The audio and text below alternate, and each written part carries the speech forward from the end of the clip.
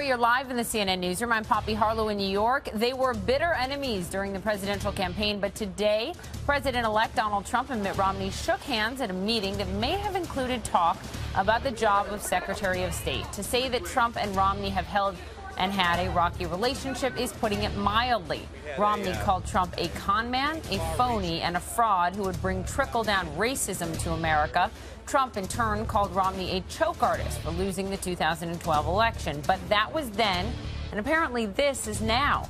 What remains to be seen is whether the two will actually join forces. We did hear from Trump's team today that a national security appointment could be made sooner rather than later, possibly even today. More on that in a moment. But first, Phil Mattingly is live for us in Bedminster, New Jersey. We just heard from Romney. What did he say? Yeah, that's right, Poppy. And I think the interesting element here is, as you pointed out, a couple months ago, a couple weeks ago, you wouldn't even imagine a handshake between these two men, let alone the hour and 20-minute meeting that they had here in Bedminster. Mitt Romney flying to New York, then driving up to New Jersey to sit down with Donald Trump. Donald Trump, as they were walking out of the meeting, said it was a great meeting. Mitt Romney making very clear it was a meeting focused entirely on foreign policy. Take a listen. We had a far-reaching conversation with regards to the various theaters in the world where there are interests of the United States of real significance. We discussed those areas and exchanged our views on those topics. Very thorough and in-depth discussion in the time we had, and appreciate the chance to speak with the President-elect and look forward to the coming administration and the things and the things we're going to be doing. Thank you.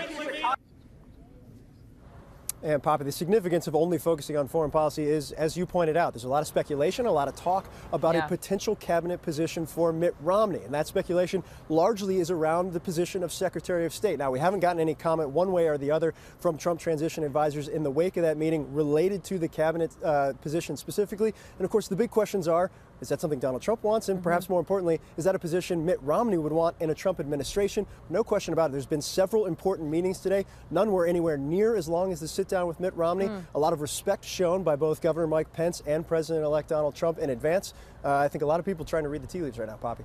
And is there any sense that you got, Phil, from either side as to whether either man has offered an apology in the wake of the harsh campaign rhetoric that they both used against one another?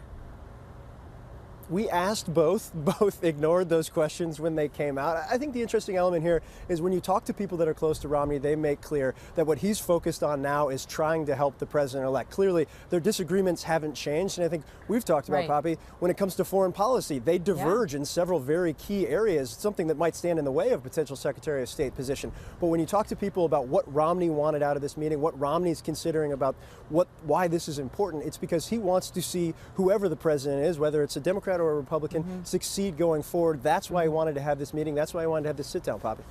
Yeah, but can they get past their personal issues? And more importantly, can they get on the same page on policy issues, especially when it comes to Russia, which is certainly front and center right now? Phil, thank you for the reporting. Keep a close eye on that door behind you, my friend, okay? All right.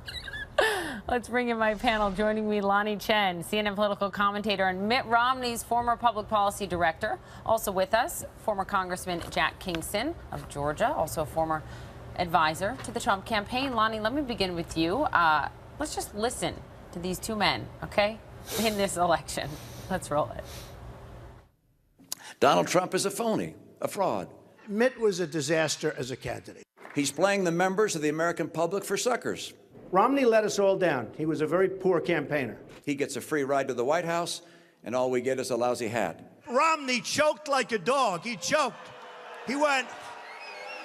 His promises are as worthless as a degree from Trump University. I have a lot of friends. No, I have a lot of friends. By the way, Mitt Romney is not one of them. So, first of all, if he gets the Secretary of State gig, if it's offered, he definitely has to give Romney a hat along with it, right? Because they're great hats. Yes.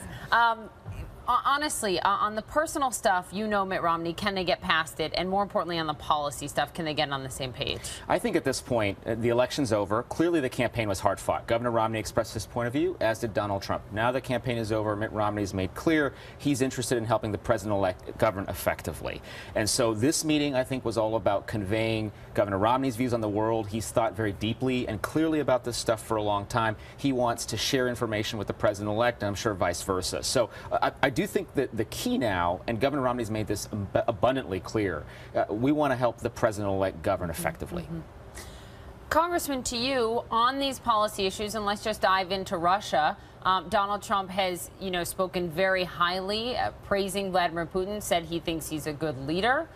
He said it wouldn't be better for the United States to be friends with and have a good relationship with Russia than what we have now. Mitt Romney, in 2012, when he was running, called Russia the greatest geopolitical threat out there. Can the two men get on the same policy page? I think they can, because number one, everybody serves at the pleasure of the president. Even if you're a cabinet member, you've got to implement the president's policies. But I don't believe Mitt Romney would sign on if he did not believe in the policies and did not say, yeah, this is the direction we're going in.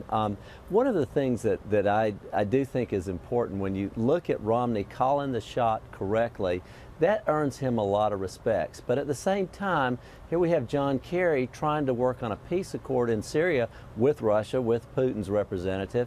And so, you do have to be aware of your enemy, but at the same time, you have to work with them. And but, John McCain this week, even, Congressman, came out with very, very stern warning to, he didn't use the president-elect's name, but it was very clear who he was talking to when he said, tread carefully here when dealing with Russia, particularly as it pertains to Syria.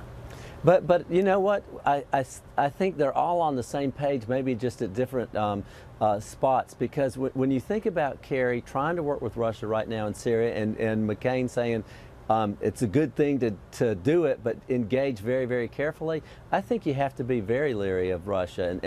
But at the same time, as president-elect, I think it's better for Trump to set the tone that he is, rather than saying, enemy number one, Putin and Russia, I'm going to take them on. I think he is saying right now, olive branch, let's see if we can get together.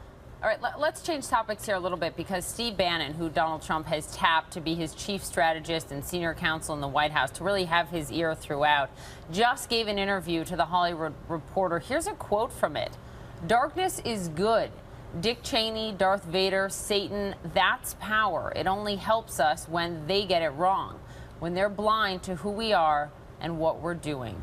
Lonnie Chen, as a conservative, as a Republican, I know you didn't vote for the president-elect, you wrote in Mitt Romney, but what is your reaction to that kind of rhetoric, that language from the man who will have Trump's ear for the next 4 years, at least? Yeah, I mean, look, I think that there is a certain element of politics here that translates over from the campaign to governing. Now, obviously, the way that was said probably is a little bit darker than certainly would be in my taste personally. Darth Vader. My taste personally. Well, right. But look, I think the goal here for the Trump White House now is they're building an organization that will govern, but remember, also building an organization that politically will try to entrench Republicans in authority here for the next however long. Right. I think that's what he was trying to say. He went on to say, we're going to really flip this economy around. We're going to govern Republicans for the next 50 years.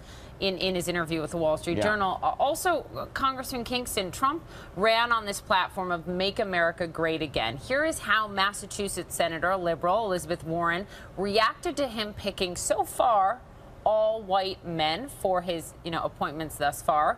She tweeted, at Mitt Romney, when you're meeting with @real Donald Trump, maybe you could bring your binders full of women with you. What do you believe that these appointments thus far tell the American public about the last time that Donald Trump thought America was great, right? He ran on Make America Great Again. Now he's putting people around him to do that. What should we read from that? I think that Elizabeth Warren is being Elizabeth Warren, and God bless her. She is the very loyal opposition, and I'm sure she will promise to be for the next 8 years. But he's going to have a great cabinet, and it's going to be diverse, and it's going to look like America.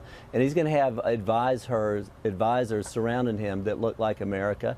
and have a diversity of opinion. Okay, but these don't. Congressman, Poppy, you must admit that these three don't. They don't have to, because America. he doesn't have to please Elizabeth Warren or the left right now. They lost you just said that his picks will look, with all due respect, you just said his picks will look like America, and perhaps the next picks will be more diverse and there will be women and minorities, but thus like far, Michelle Reed. But really, Poppy, he doesn't have to please her. His timeline is his timeline. Elizabeth Warren did everything she could to oppose him. She lost, so he doesn't have to worry about what she has to say. She's still in campaign mode. He is going on his own timeline. And remember, a week ago, the story was, where are the cabinet picks? He's behind. When in truth, most cabinets take 6 to 7 weeks to put together. It's a great point. President Obama did not name one for 3 weeks, so he's not behind in that respect. But with Michelle Reed there today, a Democrat, he's going to have a diverse opinion and diverse racial differences, and I think it's going to be good. The end product, I believe, is going to be excellent. We'll watch. There's a lot more appointments that need to be made. Guys, thank you very much. Lonnie Chen and Congressman Jack Kingston, we appreciate it.